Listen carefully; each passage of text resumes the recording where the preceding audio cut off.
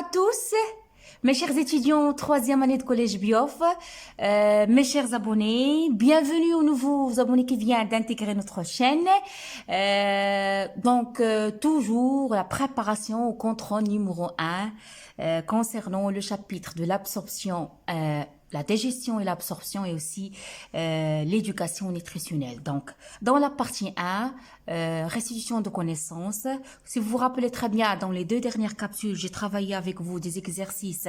Cochez la bonne réponse, justifiez votre réponse, vrai ou faux, relié par une flèche. Aujourd'hui, un autre type d'exercice. Là, ils nous ont demandé de cocher la réponse correcte.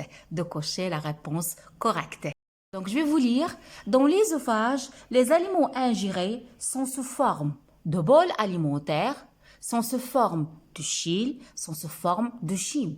Donc, ces termes-là, je l'ai déjà expliqué dans ma capsule, les étapes de la digestion. Donc, lorsqu'on est dans l'œsophage, là, je vais parler de luqma ghidaiya. Donc, les aliments ingérés sont sous forme de bol alimentaire. Donc, au niveau de l'estomac, lorsqu'on passe à l'estomac, les aliments ingérés sont sous forme de quoi? Sont sous forme de chyle.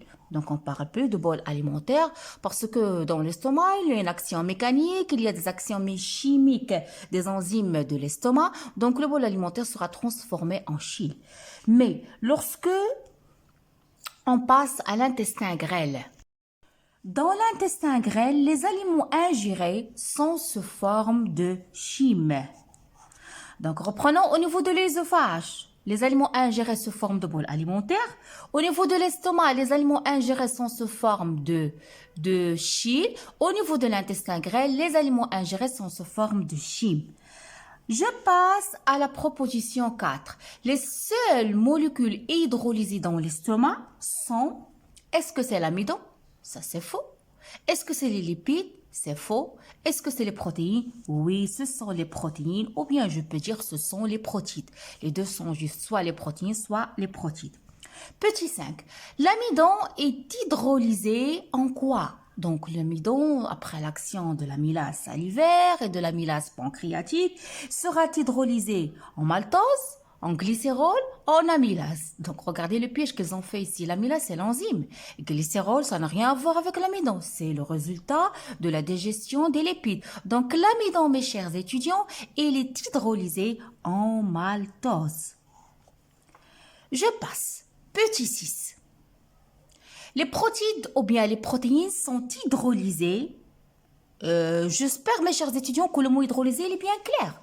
L'hydrolyse, c'est-à-dire que les enzymes, ils vont agir, ils vont digérer, ils vont hydrolyser, ils vont dégrader, ils vont simplifier les grosses molécules en petites molécules, mais avec présence de l'eau, d'où le nom hydrolyse. Retenez ça, c'est la présence de H2O.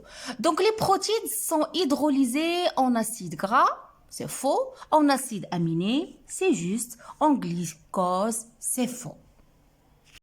La proposition 7, les lipides sont hydrolysés en acide gras, en acide aminé, en glucose. Donc, glucose, c'est faux. Acide aminé, c'est faux. Donc, ils seront hydrolysés en acide gras. Dans l'estomac, le pH de milieu, il est comment? Est-ce qu'il est acide? C'est-à-dire pH inférieur à 7. Est-ce qu'il est neutre? pH, il est égal à 7. Est-ce qu'il est basique? pH est égal supérieur à 7. Donc, lequel? Oui, dans notre estomac, le pH, il est très acide. Donc, je passe la lipase. Notre lipase pancréatique, il agit dans le pancréas, dans le duodénum, dans le foie. Elle est sécrétée par le pancréas. Il va agir où, mes chers étudiants? Au niveau de le duodénum, la partie première de l'intestin grêle. Nous vont parler de la pepsine. La pepsine, c'est une enzyme du pancréas, c'est faux. C'est une enzyme de l'intestin, c'est faux. C'est une enzyme de l'estomac. Elle est sécrétée par l'estomac. La maltase, oui, ASE. Retenez bien, mes chers étudiants. Toujours, lorsqu'on parle de maltase, d'amylase, de lipase, ASE, c'est-à-dire ce sont des enzymes. Qu'est-ce qu'ils font ces enzymes? Ils catalysent l'hydrolyse des molécules. Donc, la maltase catalyse l'hydrolyse du maltose en quoi? Le maltose, il va se transformer en quoi? Est-ce que en amylase, c'est faux, c'est l'enzyme. En amidon, non, l'amidon, c'est une grosse molécule. Il sera transformé en glucose. OK? On passe à notre exercice, c'est l'exercice 6. J'attends que la caméra sera stabilisée. L'image, elle est un petit peu floue. Attendez une minute. Il va être clair. Donc voilà. Donc l'exercice 6, associez par une flèche les termes de chacune des deux listes qui vous paraissent le mieux en relation. Donc on va associer chaque terme à son rôle, à sa définition par Monty. OK? Donc voilà les mots. On a la liste A, on a la liste B. Je vais vous lire les mots. Broyage mécanique, hydrolyse acide, hydrolyse alcaline, réabsorption d'eau, humidification, absorption. Dans la liste B, on a estomac, on a dents, on a le côlon, duodénum, muqueuse intestinale, salive. C'est clair? Donc, je vais prendre la première phrase, le premier mot, je peux dire. Broyage mécanique. Il est en relation avec quoi dans cette partie-là? Est-ce que c'est l'estomac, le dent, le côlon, duodénum, muqueuse intestinale, salive? À votre avis? Oui, broyage mécanique, il est en relation avec le dent. Il y a une action mécanique dedans qui joue un rôle très important. L'hydrolyse acide. Oui, l'hydrolyse acide, c'est-à-dire on travaille dans un pH qui est très acide. Où peut-on trouver le pH acide? Au niveau de l'estomac. Là-bas, l'acidité, elle est très importante. Concernant l'hydrolyse l'hydrolyse alcaline, c'est au niveau de quoi? C'est au niveau de l'intestin grêle. C'est la première partie de l'intestin grêle au niveau du duodénum. Pour la réabsorption de l'eau, mes chers étudiants, la réabsorption de l'eau aura lieu au niveau du côlon. Humidification. Qui sert à humidifier les aliments qu'on mange? C'est la salive. Et absorption, c'est l'absorption, elle aura lieu au niveau de muqueuse intestinale. Bonsoir, mes chers étudiants en 3e année de collège BIOF. Bienvenue dans cette capsule qui a pour but travailler des exercices d'exploitation de documents et mobilisation des acquis, des exercices de raisonnement scientifique. Alors, on est arrivé à l'exercice 7. Comme vous voyez, on a des documents. Donc, à ma gauche, un document qui représente la digestion.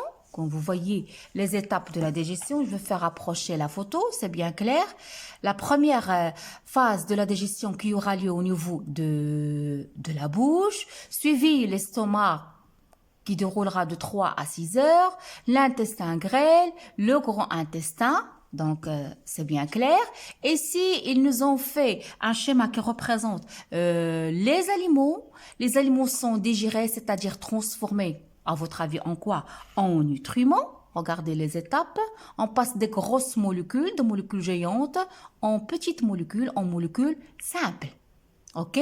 Ça, c'est le schéma qui se trouve à ma gauche. Le schéma qui se trouve à ma droite, c'est une coupe transversale au niveau de l'intestin, comme vous voyez.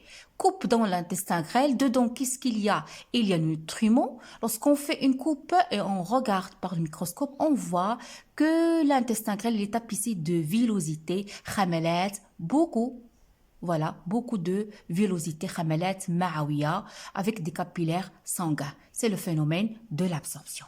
Donc là, c'est une petite explication concernant l'exercice. On va essayer de savoir qu'est-ce qu'ils vont nous demander.